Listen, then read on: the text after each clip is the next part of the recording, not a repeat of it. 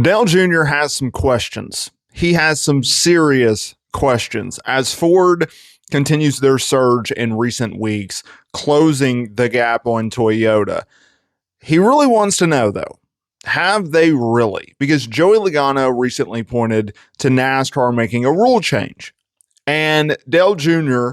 has now added some previously unreported facts to go along with it. And now he's questioning whether Penske and Ford's surge is simply a byproduct of the tracks that they've run or truly the rule package change that NASCAR made. Because Penske has been on fire in recent weeks, especially Joey Logano. Now, Ryan Blaney, he's always been around. He's won a race earlier this year. He is by far the most competitive Ford out in the field up until the recent surge by Joey Logano. Now, Logano obviously won at Richmond. He previously won at North Wilkesboro. And Logano said, I feel much better about it. Some of the rules that have recently changed, I think it helped us, kind of brought some of the guys that were taking advantage of some of the stuff back towards us. And I think that helped.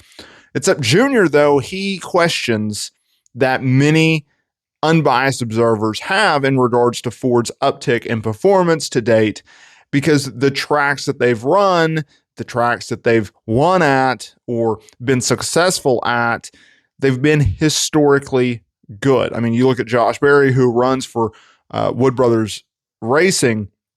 He's had 3 straight top 10 runs.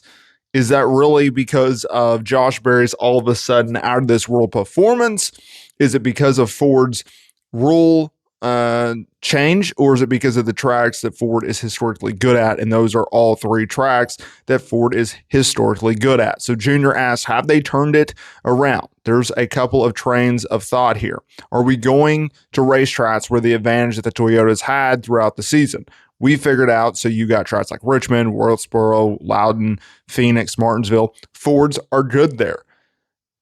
They've always been great or good at those racetracks, he said. Are we just at the part of the season where we're going to racetracks where the advantage isn't quite as big? Now, for something that went under the radar, it is surely being talked about quite a bit in the headlines. Was Toyota gaining a massive advantage before? The numbers don't suggest that they necessarily do. Now, Junior, he added some much needed explanation on the manipulation that the splitter has been basically accused of. So basically, Toyota was accused of messing with the splitters. And NASCAR went in there and changed the rule book to be like, okay, clearly y'all found something and clearly we're going to do something about it.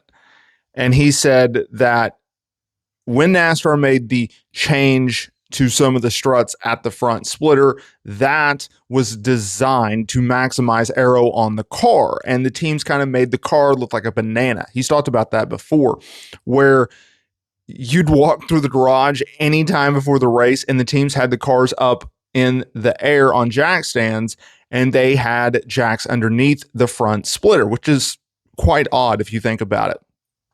And the reason for that is because Toyota realized, okay, if we can keep that in a certain position, we can go through tech and we can pass it. And as the weekend goes on, once you're done with tech, it starts to settle out where they want it to go. And then the car goes out on the racetrack, it runs well, things move, carry on, and the car kind of moves into what positions they want it to be. And they still have no issue passing tech after the race, because what do? They have the splitter up on a jack as well, right? So it doesn't look weird in pre-race tech and it doesn't look weird coming out of it. And then, as Junior said, NASCAR basically went, okay, we're going to stop this because we think some teams are doing it better than others and some manufacturers are doing it better than others. And NASCAR decided how that front structure of the splitter is being held in place. And that took some sort of the banana effect out of the car. That's the idea. And that he talked to people in the garage and said some of them think that it won't change anything. I think it will. And in the end, Dale Jr. took the practical approach where Toyota had a notable advantage over the field at mile and a halves. And then NASCAR decided, all right, we're going to make a few changes here and there.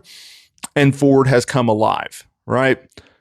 And so Dale Jr. feels like, okay, if you want to believe that this was truly the situation, that Ford is now back and that Toyota is now on a more even playing field, let's take it to 1.5 miles where Toyotas had been dominating up until Ford's recent performance. And then we'll see how everything shakes out. And that's your true telltale sign of whether or not the change that NASCAR made was effective or not. And I can agree with that. I think that is the most sensible thing to do. And, we do have some of those tracks coming up. Obviously, New Hampshire this weekend, that's going to be a Ford playing field. Chevy hasn't won since Connor Zillage was like 10. Kevin Harvick was the last Chevy winner there. It's going to be a Ford or a Toyota game. Then we obviously go to Daytona. You can't really tell whether a package change was made. And then I believe after that, you go to Darlington. And Darlington will be the telltale sign to see, okay. And you're going to need more races. You can't just go out there and say they run Darlington and, Toyotas either stink up the show and dominate. And you're like, oh, well, that didn't work. Or, they go out there and they don't win the race. And then you can't point to, oh, well, of course that works, right? They're no longer as dominant. Those are very, difficult things to do. And it's not necessarily a fair comparison and really a hot take to say based off of one race, right? In terms of whether or not the change actually made a difference. So that's something that you're definitely going to have to look at and you're going to have to pay attention to. I'm all in favor of NASCAR taking the approach that they are. You go back to, what was it, 08, 09? Does anyone remember when the cars were like sideways, when they would go, the body like morphed and it was sideways? I'll never forget Sam Hornish Jr. at Charlotte one year. He had that. He had it for the All-Star race. He had it for the Coke 600, and DW is losing his mind in the broadcast, talking about how does NASCAR allow these teams to do this? Look how sideways and bent that body looks. And it did look like a banana. And so what is old is now new.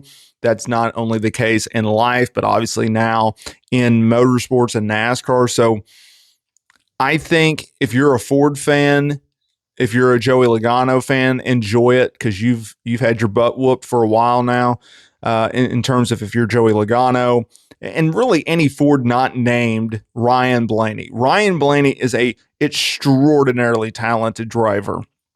Doesn't get enough credit for what he gets. And he has consistently overperformed in that 12 car more than what Ford and Penske is offering him. So take it for what you can now. Appreciate the fact that Toyota's not going out there and dominating, and we'll see how things kind of shake out going forward.